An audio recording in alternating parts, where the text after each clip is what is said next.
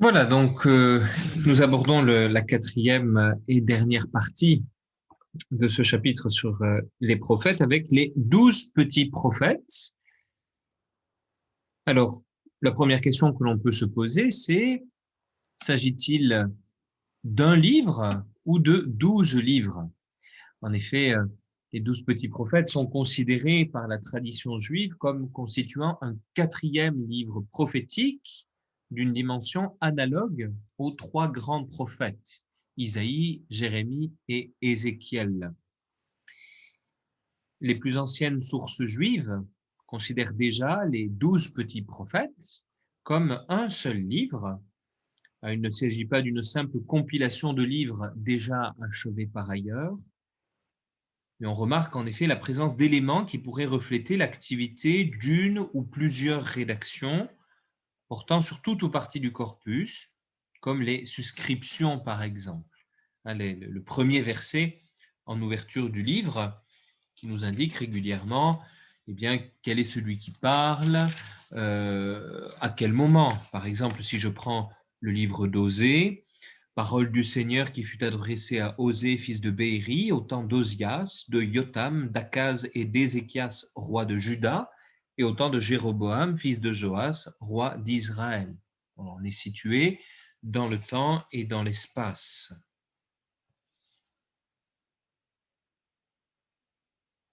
Et puis par ailleurs, eh bien aussi relativement aux faits qui sont racontés, voilà, où on va avoir des indices sur la période de rédaction, des événements qui vont parler de choses qui datent d'avant l'exil, d'autres d'après l'exil, etc.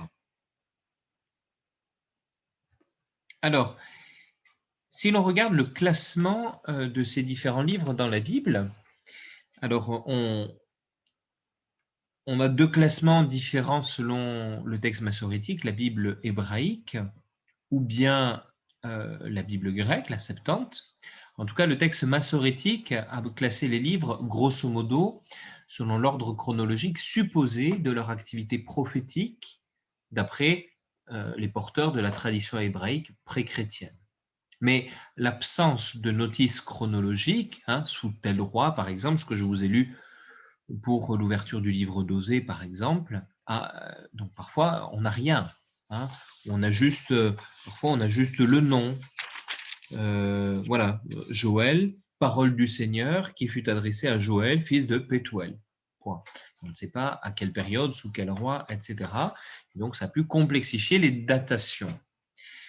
Alors je vous ai mis l'ordre des livres du texte massorétique et de la Septante, et en mettant avec une astérisque là où il n'y a pas de chronologie.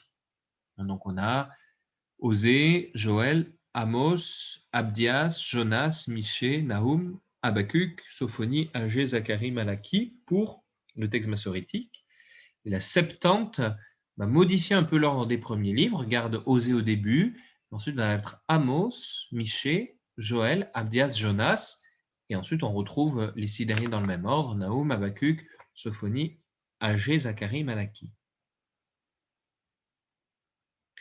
Alors, ce qui est intéressant par contre de noter, et important je crois, c'est que le corpus s'ouvre donc par les grands prophètes s'adressant au royaume du Nord au 8e siècle, Osée et Amos, et se termine par les 3 livres prophétiques liés à la communauté du temple post-exilique, Agé, Zacharie, Malachie, à la fin du 6e siècle. Voilà. Entre les deux, entre ces deux ensembles, apparaissent des textes concernant les royaumes étrangers, Édom, ce cas d'Abdias, et l'Assyrie, avec Jonas et Nahum. Et puis d'autres remontant à la dernière période du royaume de Juda. Donc là, ça sera plutôt Habacuc et Sophonie. Et finalement, on remarque une similitude. Quand on prend l'ordre des 12, eh bien, on a une similitude avec les grands prophètes, en particulier Isaïe et Jérémie. Jérémie plus en sa version, la version de la Septante.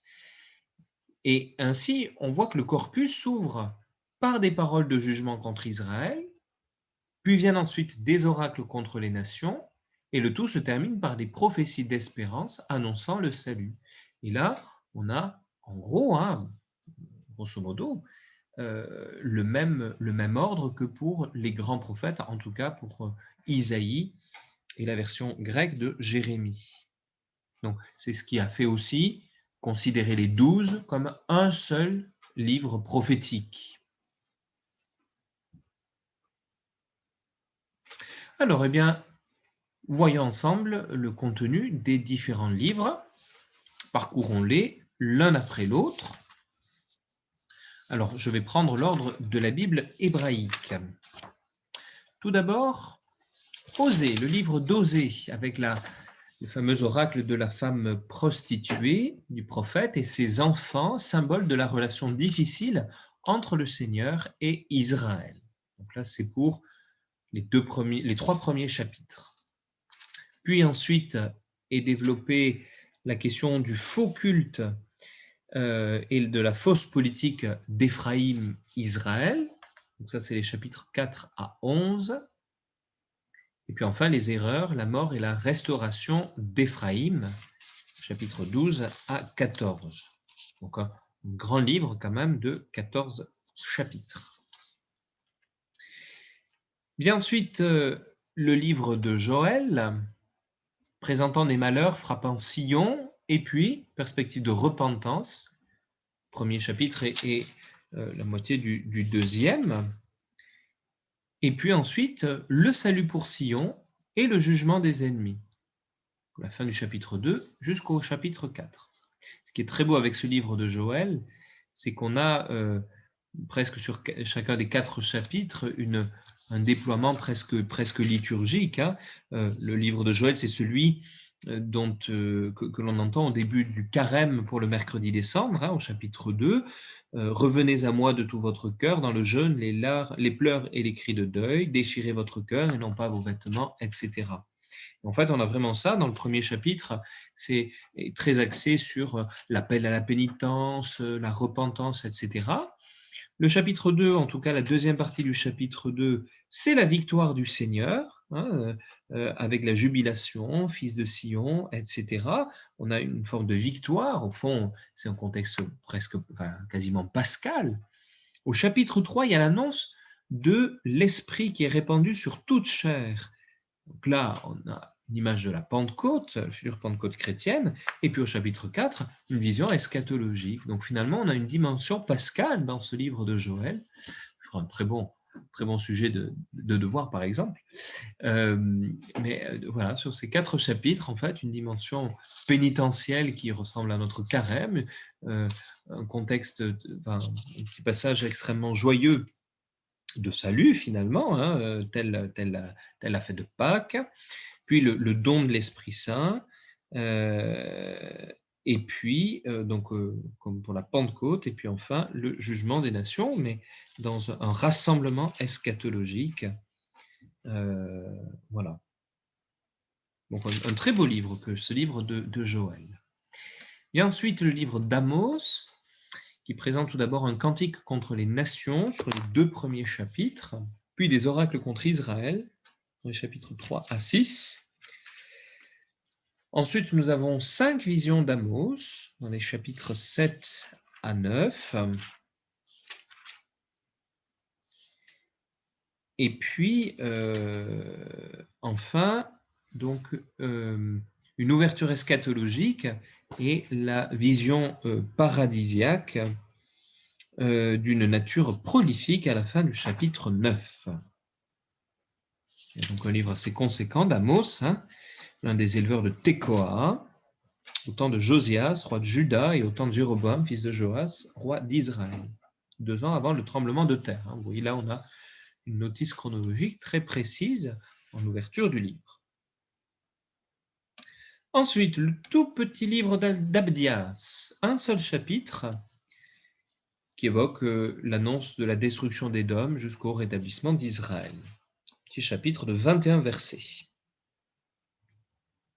Et ensuite, le conte biblique de Jonas, très connu, en 2 parties, d'abord sur mer, à l'ouest, les 2 premiers chapitres, et puis sur terre à l'est, avec les 2 suivants, chapitres 3 et 4.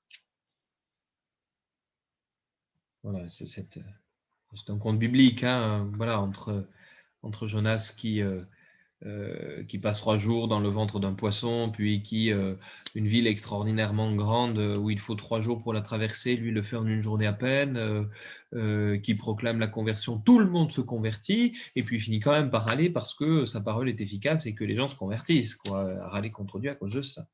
Bon, voilà, quelque chose de très particulier. Euh,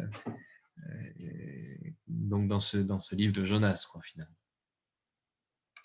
Ensuite, nous avons le livre de Michée, parole du Seigneur qui fut adressée à Michée de Moréchette au temps de Jotam, d'Akaz et d'Ézéchias, roi de Juda. Ses visions sur Samarie et Jérusalem. Alors lui va présenter des oracles de jugement sur les 3 premiers chapitres, puis des oracles de salut pour Jérusalem, chapitres 4 et 5, et les paroles de jugement et une liturgie de salut dans les chapitres 6 et 7. Alors, ce qui est assez amusant, c'est qu'on voit précisément, lui par exemple, Michée, d'où il parle. C'est vraiment un prophète de Juda, du royaume du Sud. On l'a vu dans la suscription, le premier verset du premier chapitre. En fait, les oracles de jugement sont contre Israël, les oracles de salut sont pour Jérusalem. Le royaume du Nord est condamné, le royaume du Sud est sauvé. Hein. C'est Marseille contre Paris. Hein. Et donc, c'est un petit peu ça, on a l'impression un petit peu. Hein. En tout cas, on voit bien que Michée parle depuis le royaume du Sud.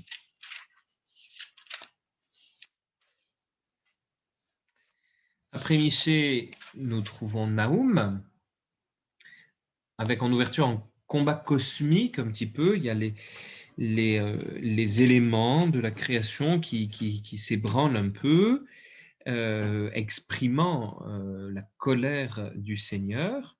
Et on nous dit bien en ouverture du livre que c'est un oracle sur Ninive, livre de la version de Naoum d'El-Koch.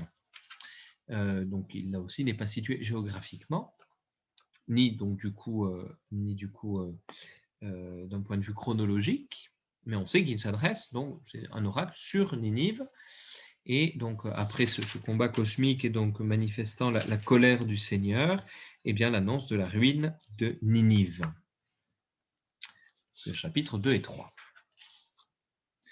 Ensuite, Habakkuk, qui n'est pas non plus situé, mais qui présente un appel prophétique de détresse face aux injustices sociales et la réponse divine qui l'accompagne, dans le premier chapitre, et puis ensuite un appel prophétique de détresse face à l'oppression de celui qui domine le monde et sa réponse divine au chapitre 2, et enfin un psaume au chapitre 3.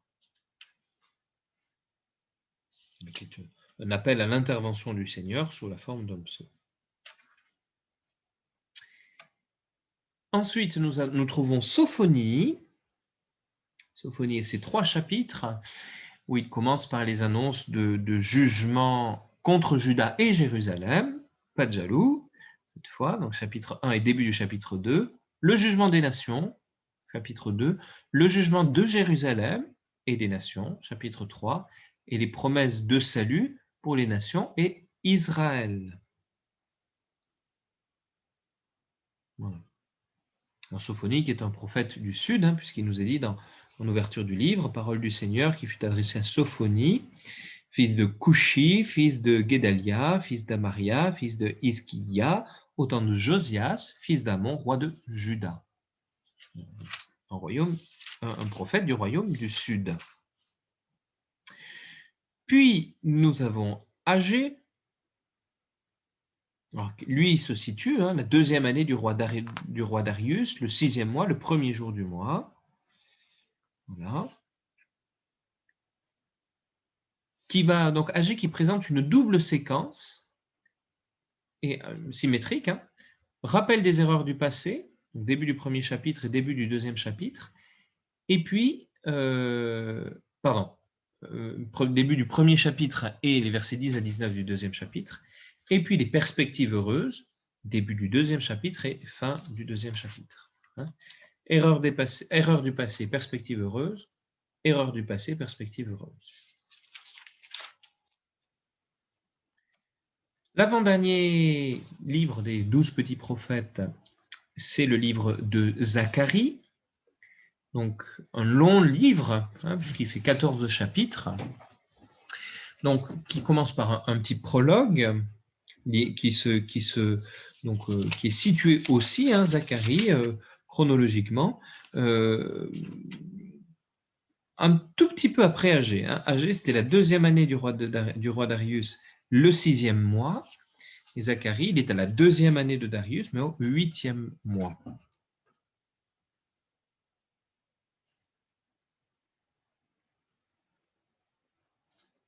Voilà, le prophète Zacharie. Et donc ensuite, après ce prologue, il a un cycle de visions. Et c'est là où on voit donc dans ce cycle de visions, de 8 visions, on entre déjà pas mal dans le style apocalyptique, parce qu'il y a par exemple la vision des cavaliers qu'on va beaucoup retrouver dans l'Apocalypse de Jean, le lampadaire des oliviers, la question des oliviers qu'on va aussi retrouver dans le livre de l'Apocalypse. Voilà, des histoires de cornes, des histoires, etc. Enfin voilà. Donc on est dans un style très apocalyptique et que l'on va retrouver tout à fait dans l'Apocalypse, en particulier.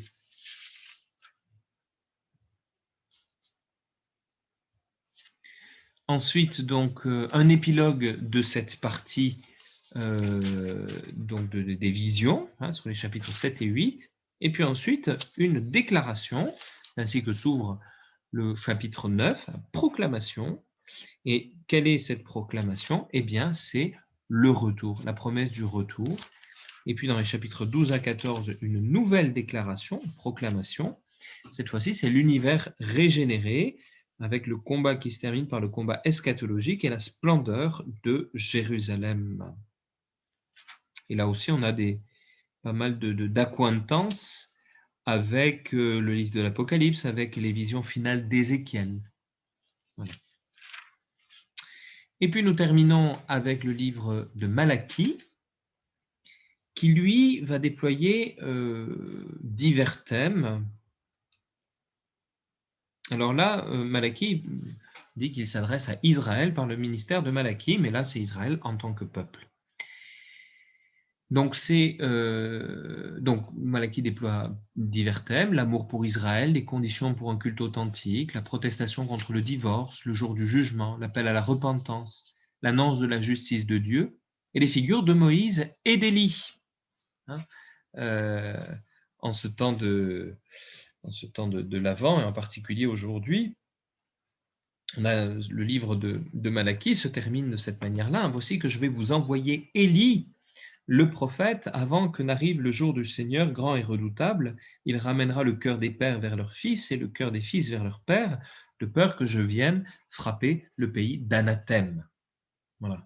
Donc c'est Élie, dont le retour finalement était attendu, et on voit bien, Malachie se fait le porte-parole de cette attente, voire même peut-être en est-il la cause.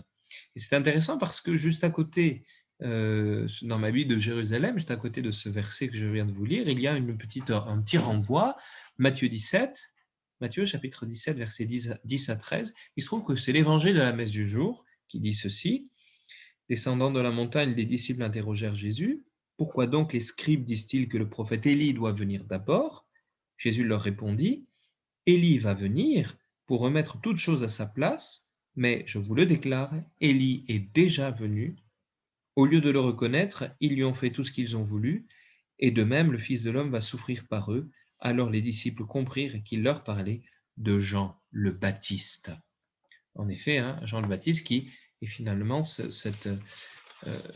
cette figure symbolique d'Élie, il se présente comme lui, vêtu de poils de chameau, etc. Dans Jean des Sauterelles, il est vraiment référencé comme étant Élie, il se présente comme lui, parce que c'est de cette manière-là qu'Élie avait été reconnu, ce que nous avons dans le 2e livre des rois. où on a cette reconnaissance au premier chapitre du deuxième livre des rois. Hein. C'est Ocosias qui a envoyé des messagers et qui reviennent vers lui et lui dit « Pourquoi donc revenez-vous » Ils lui répondirent « Un homme nous a abordés et nous a dit « Allez, retournez auprès du roi qui vous a envoyé et dites-lui, ainsi parle le Seigneur, n'y a-t-il donc pas de Dieu en Israël que tu envoies consulter Baal-Zéboub, Dieu des crônes? C'est pourquoi le lit où tu es monté, tu n'en descendras pas, tu mourras certainement. » Il leur demanda « De quel genre était l'homme qui vous a abordé et vous a dit ces paroles ?» Et ils lui répondirent « C'était un homme avec une toison et un pagne de peau autour des reins. » Il dit « C'est Élie, le Tishbite. » Voilà, Élie qui était reconnaissable à sa manière d'être vêtu de peau de bête, etc. Donc poil de chameau pour Jean-Baptiste, tout à fait la même chose pour montrer symboliquement qu'il est le nouvel Élie finalement. Hein, Élie qui revient pour annoncer l'accomplissement des temps messianiques. Alors en conclusion de ces prophètes, on peut dire bien que rassemblés en un seul livre, les 12 petits prophètes de la Bible hébraïque n'en demeurent pas moins des œuvres disparates attribuées à des auteurs différents. Il ne saurait être question de prendre l'ensemble des 12 comme un livre formant une unité discursive. Il faut donc d'abord lire et interpréter chacun des 12 prophètes pour lui-même, c'est-à-dire indépendamment des 11 autres, même s'il existe un intérêt à les prendre aussi ensemble pour mieux comprendre le processus de canonisation et des appels d'un texte à l'autre. Voilà. Notamment comprendre la cohérence entre les uns et les autres, voilà, comment ils s'éclairent mutuellement, etc. Voilà, je vous envoie tout de suite donc, le 4e chant du serviteur dans les chapitres 52 à 53 du livre d'Isaïe. Et puis, on se donne, je vous donne une vingtaine de minutes pour le travailler, 25 minutes pour le travailler. Et puis, on se retrouve juste après pour mettre en commun le fruit de votre travail. Donc, toujours pareil, hein, vous décortiquez le texte, vous prenez le temps de bien voir les différents pronoms qui sont utilisés, les répétitions de mots, voilà, le mot pour arriver à dégager un mouvement, pour arriver à dégager plusieurs parties dans ce texte. Et on en parle ensemble tout à l'heure. À tout à l'heure.